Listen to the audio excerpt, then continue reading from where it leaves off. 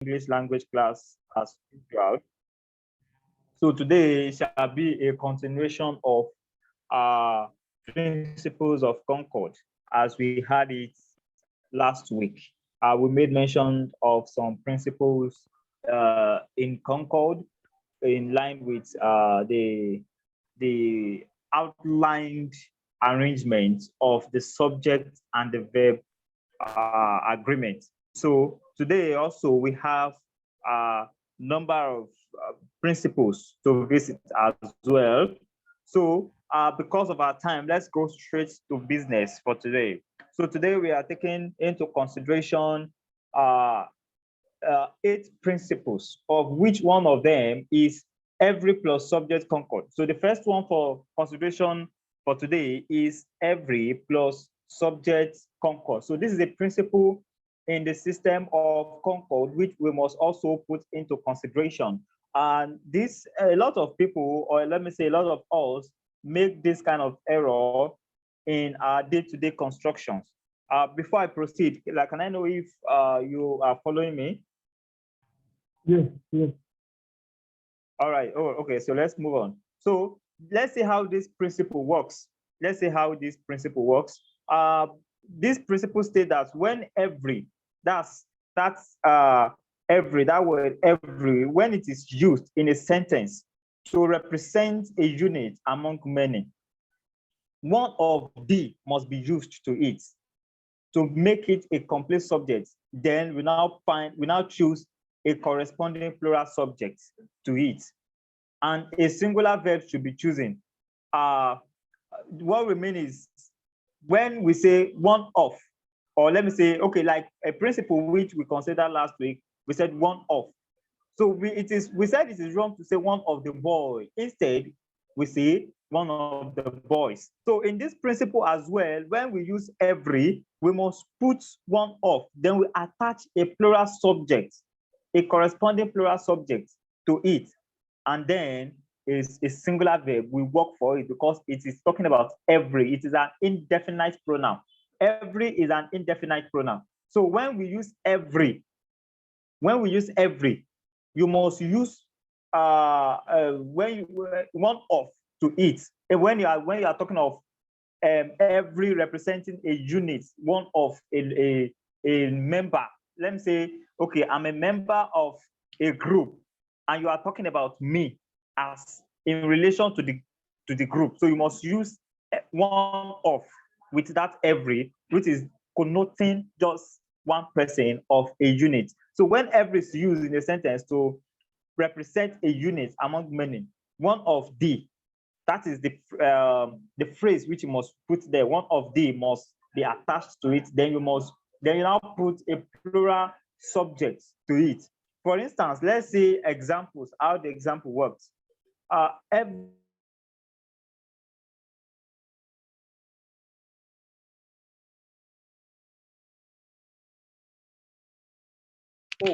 This boy, or let me say this person, is a unit or is a member of a group.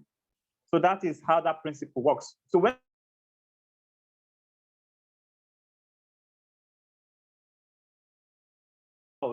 then you use one of the and a plural subject for it. For instance, when you say every of my students, you don't say every of my students as in singular students. No, it is wrong. But it will be very perfect if you say every of my students. Every of my students understands English. So this principle works with every, then you put the phrase of one of the phrase of one of the, and you attach a plural subject to it. So we have 3 examples here. Every one of the boys is a singer. So this verb is working for every, just each of them. But note that your subject here must be what? Plural. Your subject must be plural. That's this is a minor subject. But don't forget that this is your primary subject. That's, you are talking of every, each of them. That's your primary subject. But this is to make it complete and meaningful. you must attach a plural subject to it. Also, every one of the men lives alone. Every one of the men lives alone.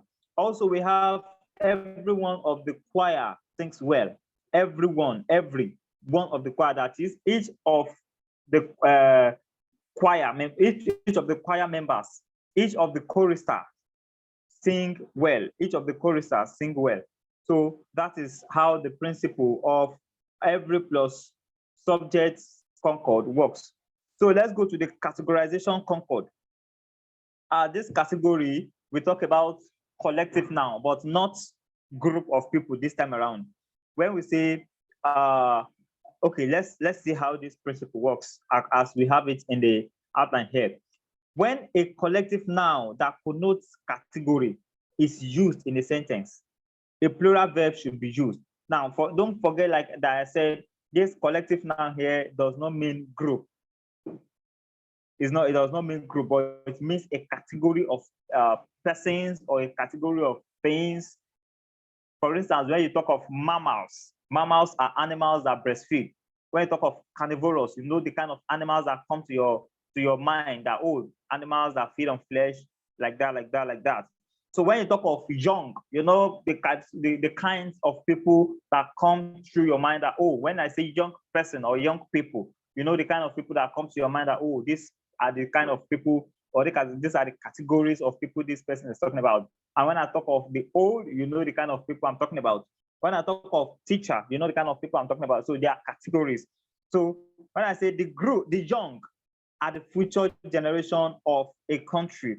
Now, don't forget that the young here appears singular, but it is not singular because it is talking about a category, a kind of let me say people, or a kind of things, or a kind of anything you are talking about. So far you are indicating a category, then you are supposed to use plural verb for your sentence. When you say the young shall grow, the young shall grow. Young there does not really mean one person, but young in this sense, or in this context, is identifying a category or a set of people. So when I also say the helpless are left to their fates, the helpless here does not mean one person, but is indicating a category of people, a set of people, a caliber of people. So when I also say the meek shall seek God in their acts, the meek is a kind of people, is a category of people here. So we are not talking of one person, we're actually talking about a group, or a category of people, not a group actually, but a category, a set of people which we are referring to. So we use plural verb to identify the activity or the action of that category of people. So that is how that principle of categorization concord works. So when a collective noun that connotes category, a kind of people you are talking about, then you use singular verb. Plural verb rather. Sorry, note that you use plural verb. All right, so let's move to the next principle because of our time. Every plus plural number concord. Every plus plural number concord. You can also say that this indefinite pronoun is also appearing again, but this time around we are using it with plural number of concord. Now, the principle states that when every is used, when every, you should put this in your inverted comma, in inverted comma in your note. Put that in inverted comma. When every is used before a plural number of noun or pronoun, the next verb should be plural. You know, we have plural number. We have, when we say plural number, we have 50 cartons, we have 5 kilograms, we have 2 packs. So those are plural number of subjects. But when you use every with those kinds of plural number of subjects, what kind of verb are you supposed to use? So the principle tells us that we use what? Plural. Use plural verb. For instance, every 20 packs of biscuits sold fetch 5,000 naira. Now, let's see something here. You know, every in indefinite pronoun concord, when you see you use everyone, everything, every, some, no one, something, you use singular verb. But this place, because you are using it with a plural subject, a plural number of subjects, then you use plural verb for it. So this principle is taking an exemption from the principle of indefinite pronoun concord. So that is how this one works. Every 5 gallons of water. So 5 gallons of water is not one. We are not talking of singular thing. We are talking of a gallon in 5 places.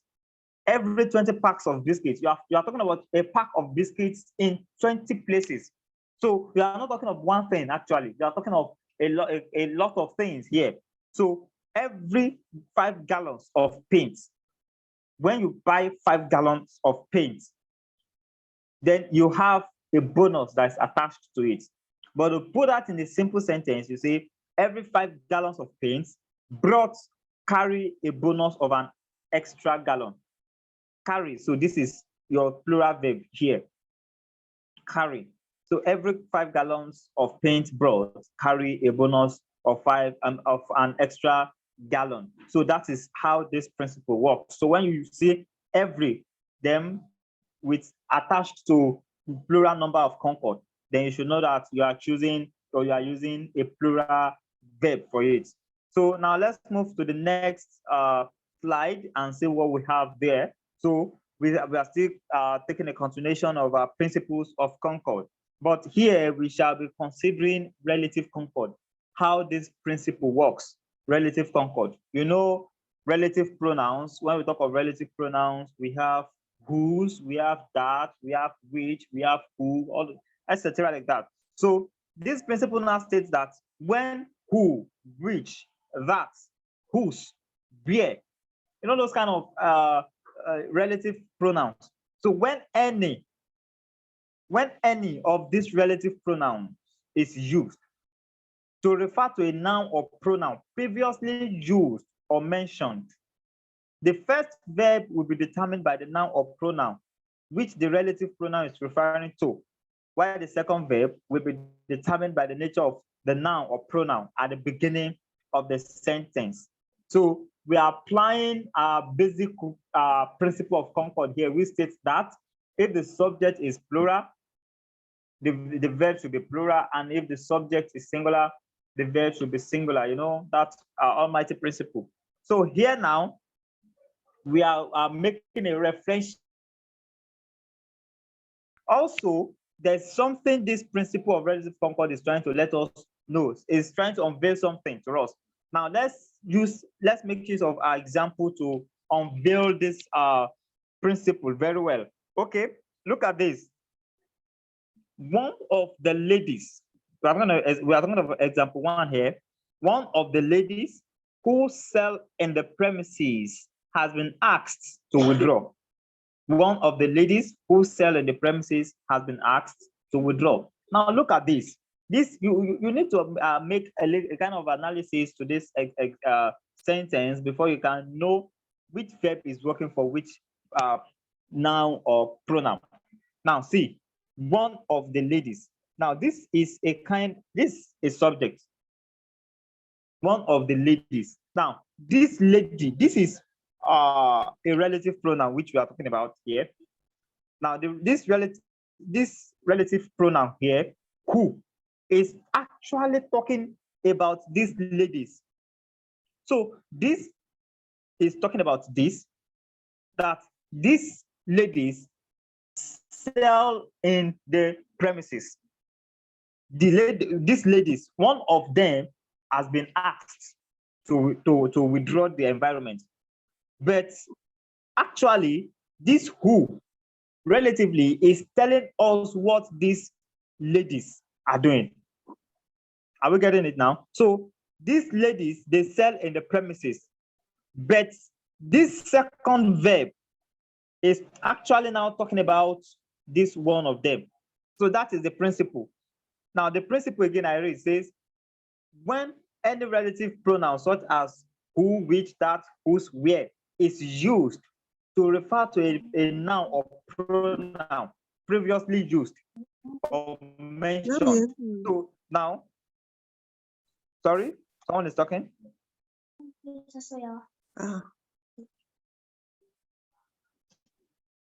Any question?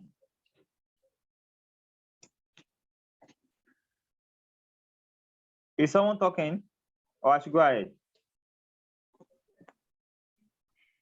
All right. So if there's no one talking, then let's move ahead. So this one of the ladies has been asked to do something, but mind you, there are some questions that they will leave this place vacuum for you and this place.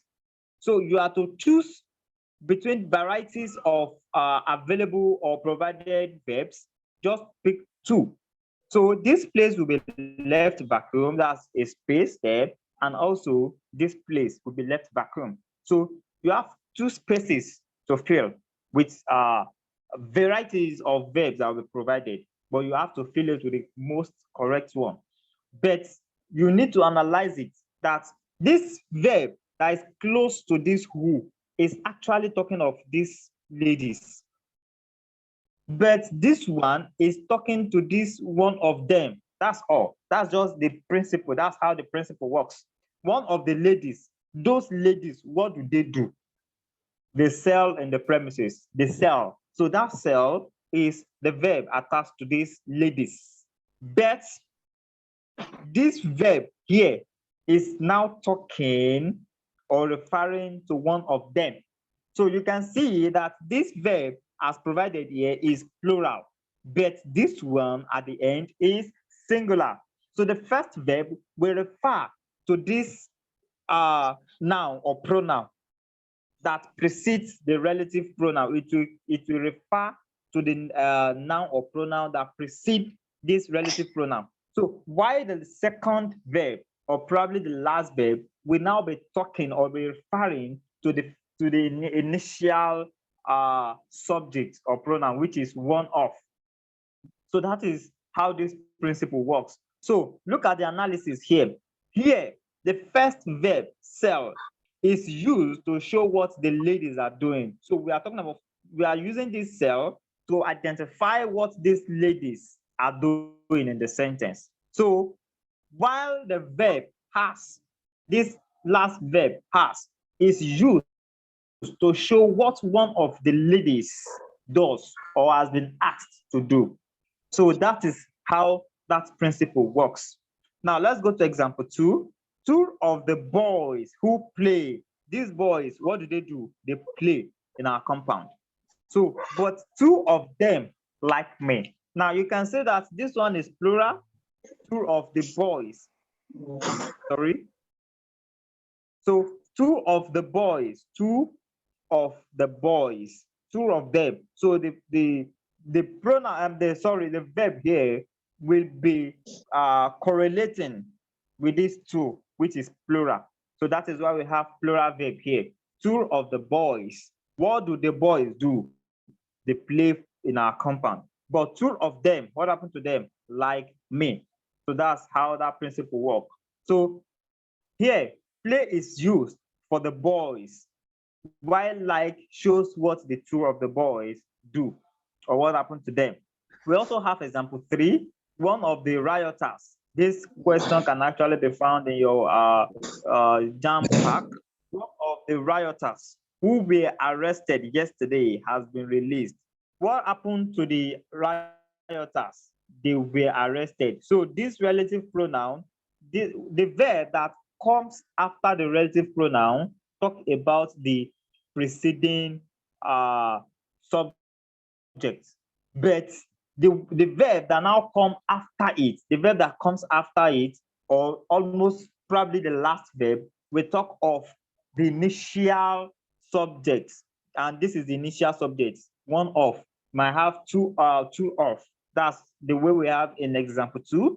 Two of. We can have 3 of the boys, 10 of the rioters. So in that case, the subject is plural, then your verb will be plural. But as used in this example 3, one is used, one of them, one of the rioters. So we are using singular verb here to correspond our subject. So that is how that principle works. So let's move again to the next principle. We have 8 principles, but because of our time, so let's move swiftly so that we can cover the outline for today. All right, so let's see the principles of Concord again, some of the principles of Concord. Then the 5th one we have here is percentage of fractions of Concord. We have percentage of fractions of Concord. Now, this principle states that when of comes after a percentage of fraction in a sentence, the noun or pronoun that comes after the percentage of fraction should be considered in choosing the verb of the sentence. If the noun or pronoun is singular, then the sentence should be completed with a singular verb. But if the noun or pronoun is plural, then you should choose a plural verb. This is still making reference to our almighty principle. That's principle 1, subject verb principle. Now, let's see how this principle works in examples. I like to use examples to explain my own teachings. Now, look at example 1. 3/4 of the hostel. Now, this is what the theory is telling us. 3/4. Now, this, ordinarily, you see this as plural because 3/4, we are talking of actually probably more than one or something, or a ratio or proportion of something. But we don't use that proportion or number to define the kind of verb we are going to choose in this kind of sentence. But rather, we choose the noun or pronoun that comes after the proportion or number. For instance, look at this. Hostel is single, one building. So 3/4 of the hostel is 1. At the beginning, we put S, now it becomes hostel, and that makes it plural. But on the other hand, it remains 1, singular. So 3/4 of the hostel has been painted. You can see as we put singular verb there. So 3/4 of the hostel 1 has been painted, and 3/4 of the students. Now look at another 3/4 of the student. This is 3/4 here, and we use it with singular subject, and it is attracting a singular verb. But another 3/4 here again, going or working with plural subject, which is students, and it's attracting plural verb. That's just the principle. So when you use a fraction, a proportion, a ratio, or percentage in a sentence, the noun or pronoun you are using it with determine the kind of verb you have to choose. If you are using it with a singular subject, you attract the sentence rather attracts a singular verb. But if you are using the proportion or percentage or fraction with plural subject, then the sentence attracts plural verb. No, so here the first verb has is used for the noun hostel because hostel is single, and the second verb have or have been is used with students, and because that is plural. So example 2, 3/4 of the church building. The church building is what we are dealing with here now. So you forget this 3/4. 3/4, you forget it. So what we are dealing with now is the church building. So had it been we have church buildings, then the verb that will work for it will be plural. But here we are talking of church building and we use singular verb. So 3/4 of the church building was painted by the members the previous day. So this question can be seen in your jam pack. If you check the year as displayed on your screen, you see it there. But this place is left vacuum for you, was. So instead of putting was, they will lift that was out of the vacuum and it will be space. Then you'll be required to fill that vacuum with the right verb. So you to be able to deduce that rather. So example 3 now, 3/4 of the people in the village. 3/4 of the people in the village. So the subject of this sentence now is people in the village, not 3/4 now. 3/4 is or let me say the proportion or the fraction or the percentage is just there to tell us the kind of figure or whatever. But what we are dealing with particularly is the noun that is used to with it, either the noun or pronoun or adverb or adjective. But if it is used as a subject, we are dealing actually with a subject that a proportion or fraction is used. So as displayed here, 3/4 of the people in the village were killed, but only half of their huts. See this again. Huts is plural. Then we put plural verb there. Is that understood now? All right. So let's move. Let's move to the next principle: mathematical facts in Concord. So now this mathematical fact is what we virtually use it almost every day. When we say 1 + 1, 2 + 2 is what? Is 3 or 4 or whatever. But here, it is very important to know that you can also say 2 + 2 are 4. All right, so let's see how that is correct using this principle. Mathematical facts in Concord. If there is a use of addition, subtraction, multiplication, division, etc. in a sentence, the verb can either be singular or plural. Look at our example as example 1. When we say 100 divided by 2, it's either used as or is equal to 50. So if you use is equals to 50, you are right. 100 divided by 2 is equal to 50. You are right. And you can also say 100 divided by 2 are equal to 50. You are also right. That principle tells us that 10 + 10 are 20. 10 + 10 is 20. You are also right on that level. 25 - 3 equals 22. You are right.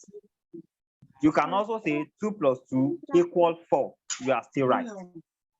Because we are dealing with two figures here. So if you put plural there, you are right. But as well, you are dealing with singular something here, subject 4. So if you put singular verb, you're also right. So that principle tells us that, it explains that for us, that when you have a mathematical fact like addition, subtraction, multiplication, division, or whatever in a sentence, the verb can either be singular or plural. So that is that. So let's move to the last slide. But before I explain this, do we have any question from whatever we have said so far? Oladimeji. What happened to this bag like this? Lillian. Anybody with a question?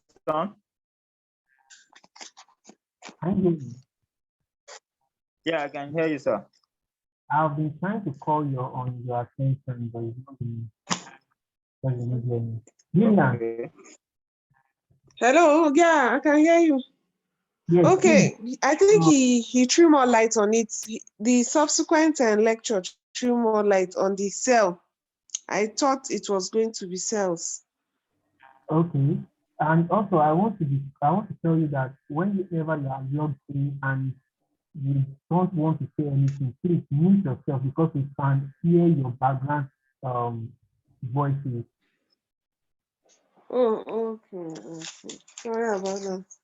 Okay. Tony is your kitchen. Okay, sir. Okay, thank you. Can we move further? Yes, please, you can move. All right. So is there any confusion or question for what we have said so far? She wanted to ask a question, but you've already clarified it in your subsequent explanation. Okay. All right, so let's move on. So we have just a slide to treat with, then we are done for today. All right, so let's see these two principles: plural number concord and collective noun in concord. So now let's talk about plural number concord now. So how does this principle work? How does it work? So if any amount or unit is used in a sentence, such as 5%, 100%, 10 times, 20 meter, 1 meter, etc., etc. of the sentence should be singular. Please, can you mute yourself? Who's that person that is disturbing the class? Can you mute yourself?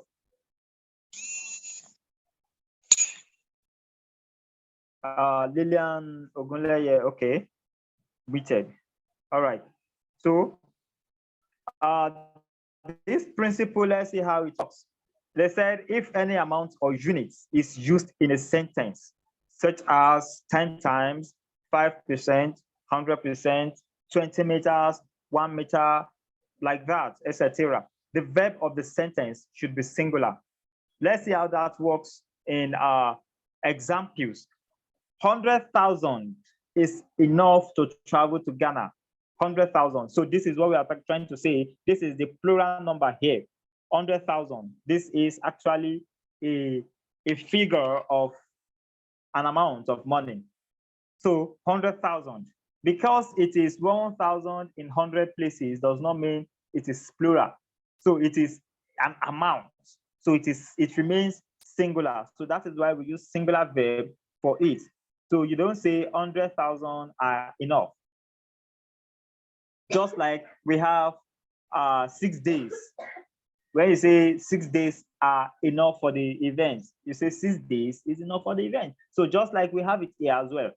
80% of its assets, 80% or 80%, whichever way. Here we are talking of a plural percentage actually, but as it is connoting or representing a proportion of an item or whatever it is said or it is taken as singular here. So that is why we use plural, singular verb for it as is. Though it is appearing as plural, but it's not working as plural there because it is actually presented and a percentage is seen from the perspective of singularity. So that is why that works like that. So 80% of its assets is in the town. Example 3, 60% of the unskilled workers is retained yearly by the company. Though, look at this 60% is preceded by plural, but actually it does not connote plurality here. Does not connote plurality. So 60% of the unskilled workers is retained yearly by the company. And lastly, let's take last principle for today, collective noun principle. And in our next class, we deal with the other principles and we are out of the topic itself. So let's see how collective noun in Concord works. How does it work? When collective noun, e.g., an ambush of tiger, a bevy of ladies. Now, this is a group different from category. You know, in category, we are talking of no group now. But here, we are talking of group of people now, or group of things, or group of the same like things, or people, persons, or whatever. So when collective noun, e.g., an ambush of tigers, a bevy of ladies, an estate of houses, a legion of angels, etc., is used as a subject in a sentence and it is succeeded by of, then a singular verb should be used. For instance, an estate of houses, an estate of houses. So this is the collective noun, an estate. An estate actually is a group of houses and it is preceded by of. So in this case, we use singular verb for it according to the principle. And you know, almost all collective nouns that connoting groups will have of, a bench of judges, a class of students, a bevy of ladies, an estate of houses, a fleet of cars. So like that. So they are that phrase is connoting a group, not category now, but a group of persons or things, either animal or whatever.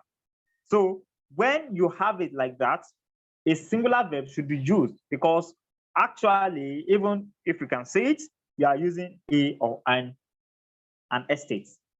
An estate. And when you use an or a, these two articles, when you use article a or article n, you are actually referring to a singular thing, either a singular person or a singular thing or animal or whatever you are talking about. So when you see any collective noun like this, simply put, incomplete, a bevy of ladies. Forget that we are talking of ladies, but since we are using a with it, then you actually singularize it and you use singular verb for it. Just like we have many a concord. I don't think have we heard of that principle before? Let me ask, is anybody in the class that has heard of many a concord before? Or where you use many a girl, many a boy in the sentence? Hello, are we all with me? I'm actually asking if we have actually come across a sentence that has to do with many a boy, many a girl, many a teacher, many a goat in a sentence before. No, sir. Have you have gotten across to that, right? I mean, you have gotten in contact with that, a kind of example like that. So if you note what, okay, actually, let me now tell you, we can have a sentence like that, like many. Sorry, I can't actually write on this board, but you can write from what you can hear. From what you can hear me say, you can put it down. You can. It is correct to say many a boy likes rice. Many a boy. Now you can say that many is a determiner, and that is a kind of plural determiner. Is a plural determiner, many. But because we are using it with an article a, they are all adjectives. The two are adjectives, but article a is singular. And when we are using article a with many or whichever plural article or determiner we are using with or adjective, it singularizes such plural determiner. For instance, article A is a singular determiner. Many is a plural determiner. When you use the two of them, it singularizes whatever you are now using. It's just as if you are saying a lot of lots is actually many, plural. But when you put a with it, it singularizes whatever you are saying. And as such, it is wrong for you to use a lot of with plural subjects. So in that same manner, when you use many and a together, then whichever subject you are attaching to it must be singular. Just like I said, many a boy. It is wrong to say many a boys. No, that's wrong. But it is right to say many a boy, many a girl loves to sing. Many a girl loves to sing. It is wrong to say many a girls, because you are now saying because many is plural, then you are putting plural subjects. No, it is wrong. So far, you are using it with article A or article N, AN. It singularizes your meaning, and as such, you must attach a singular subject and a singular verb with it. So that is that. So in that sense, this collective noun in Concord is also working in tandem to that principle. So we said a bench of judges, a bench of judges. So a lame person will say, oh, so far we are having judges here, then our verb should be singular and plural rather, because judges here is plural. Then so therefore we should have plural verb. No, it is wrong, it does not work like that. But since we have a, it singularizes whatever we are saying and it makes it singular. So, and as such, in reference to our almighty principle, singular subject, singular verb, plural subject, plural verb. So we must use singular verb for it here. That's all for today. So from what we have said so far, either from our class of last week or this today, if you have any question, probably from your personal study or from your assignments or from whatever that's in tandem with what we are talking about, please. I would like to entertain that for now. Is there any question or probably an observation that you'd like to share with us, or you'd like to ask? Okay, come on with your question. I've observed something, sir. When we taught Concord in the class, they told us that we should use singular verb carries singular noun. So most of us were confused because normally we know that boy is singular and boys is plural.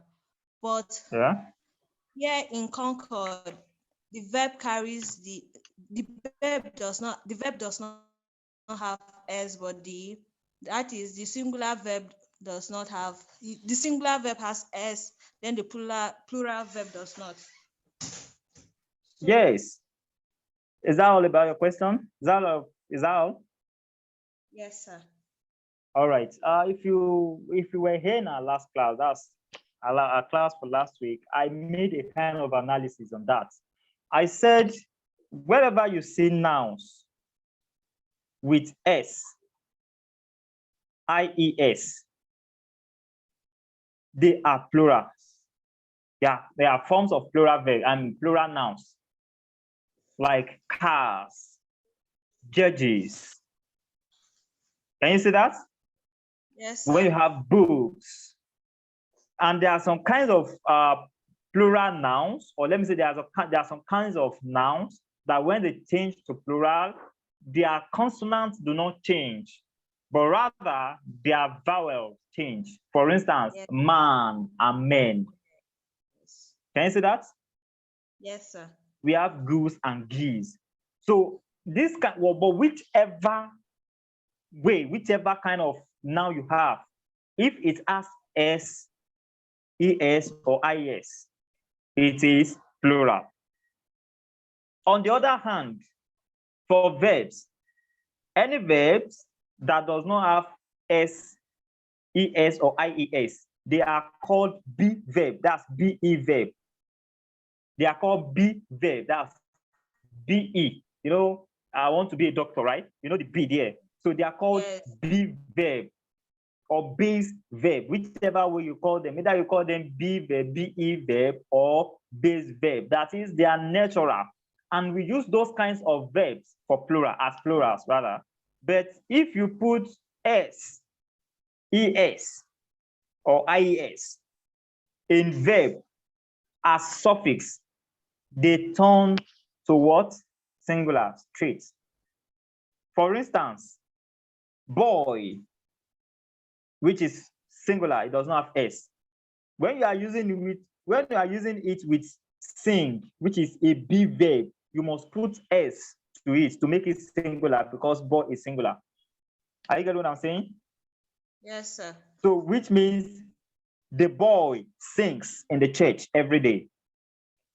But if you want to use your base verb originally like that, if you want to use your be verb like that originally, as sing is sing, right? If you want to use it originally like that, you must make sure you pluralize your noun as boys. Then you can now use your be verb like that originally. We call it be verb just because that's the original form of it. Sing is sing, right? Jump is jump. Come is come, right? Yes. Go is go. So that's the original form of the verb. That's why we call them be verb or base verb. So if you want to use it originally, you must make sure you are using it in with a corresponding plural subject. So that is how Concord works. Plural nouns are always carrying either s, es, or ies, or some kinds of nouns that do not change in consonant, but rather they change in vowels. So you get?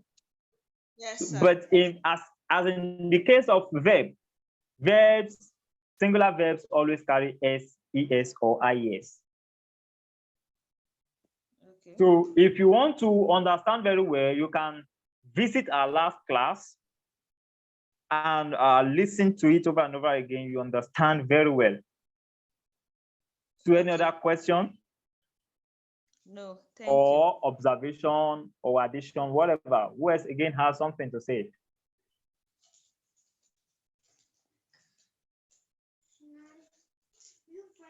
Yeah, I think we still have time. Let's entertain some questions before we leave for today.